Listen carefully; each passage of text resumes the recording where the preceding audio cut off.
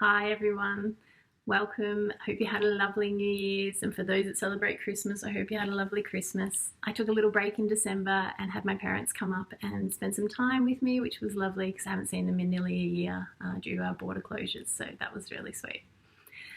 Before we get into the energies for January and what we're being asked to do, I'll just quickly congratulate Charlene Shepherd, who is this month's, or December's, winner of the Personal Truth Channeled reading. If you want to be part of that, just jump onto my website, www.hayleybarkla.com, sign up to my blog, and you're in the running each month for your own little bit of personal guidance.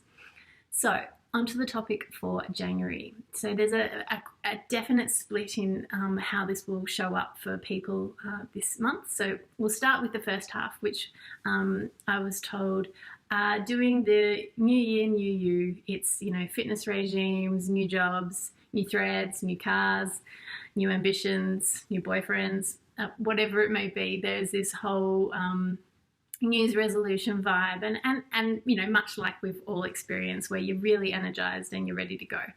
And for those that are feeling that way, congratulations, that's great, good luck, good fortune to you from the universe.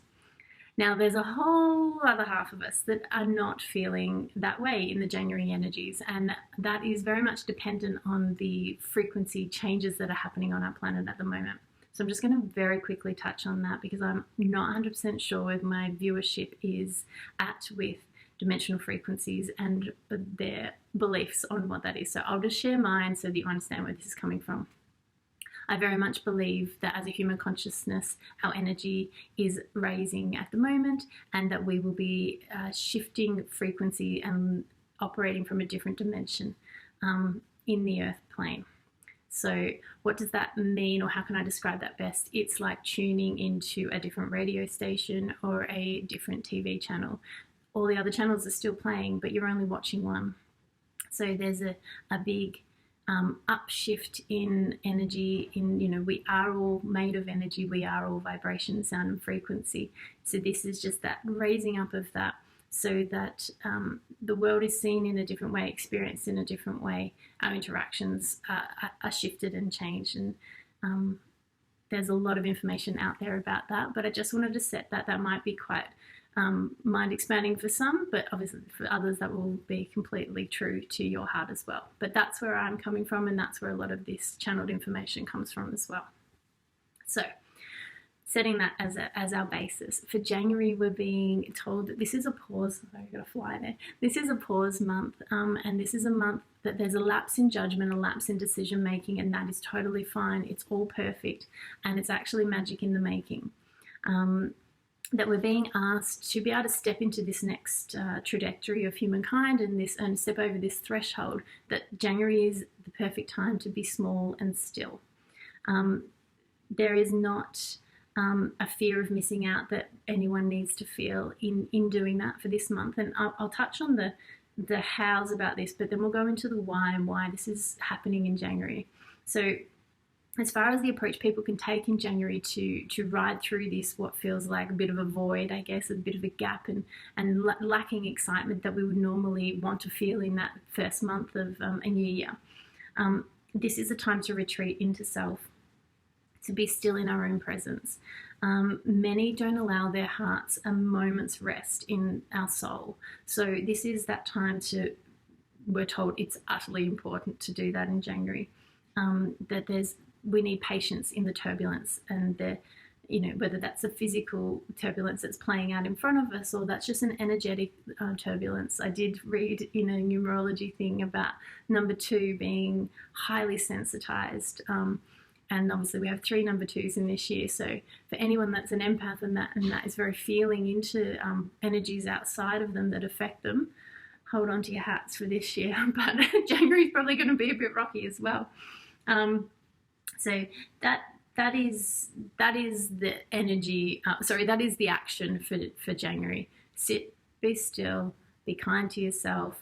Don't worry about. There's no fear of missing out. The world is not going anywhere without you. But this is really important for you to take that pause and not feel dejected by it. It's okay. This is what we're supposed to be doing. So it's the why of why we're supposed to be doing it that is the complex part. and is part of that starting to shift consciousness on a more, on a broader scale, on a humanity scale. So we are being challenged in so many ways in these last few years, particularly with our beliefs being shattered, and that has taken a massive toll on us energetically. And that's going to continue as we keep breaking down ways that we interact or we act as humans in this frequency level and how we move to this frequency level. So what we're being told it's coming up in January is the notion of memories and how we actually act and react based on everything that's in the past. So from a conceptual point of view, when we make a decision, we reflect back and go, okay, what did I learn in the past? How does that work? And then we project forward what we want to see based on our own experience and our own memories. And that's where we're sort of boxed in. In the new dimensional frequencies, there is no past nor future. There is only the now. So that way of acting and reacting based on memory thought is not available to us in the same way. And what we're being asked for this month is to really consider, I guess, a new concept of being and acting. This is probably the best way I can describe it is, well, they've described it, but the best part of what they've offered so that hopefully I can project it correctly, is that if we were given the choice to react based on memories, and we could react based on our own memory, which is limited and small based on our own memory of our own individual life. Some of us may have past life memories, but that's probably not the main, for the main of us, that's probably not relevant. So if we just look at our own life, what can we remember? How are we going to react?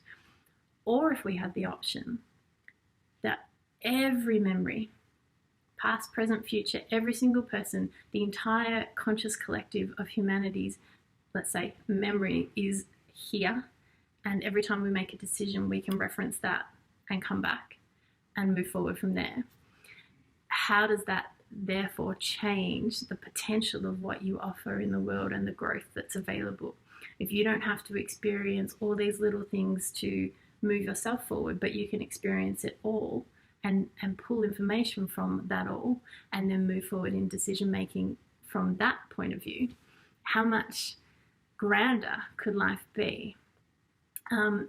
That is what I've been told is what we need to start thinking about, and this is what January is perfect for. That's a big conceptual change, and we might go, well, how do we do that right now? I don't think that's the piece of the puzzle that we need right now. It's just to start thinking broader, thinking bigger, and thinking without limitation. So what we've been told is that the now is the message for 2022, but particularly when we talk about January, this is a month for forward thinking and present participation. So this is a trial. Like, let's every decision we make live in the now. And we got told, for instance, when it comes to choosing dinner tonight, try not to think back, what did I have last night? What did I have the night before? Do I want that again? Make a decision without thinking. Make a decision without referencing back. This is like a practice about how we can move forward in the different frequency that we're going to be working through. So I hope that makes some sense.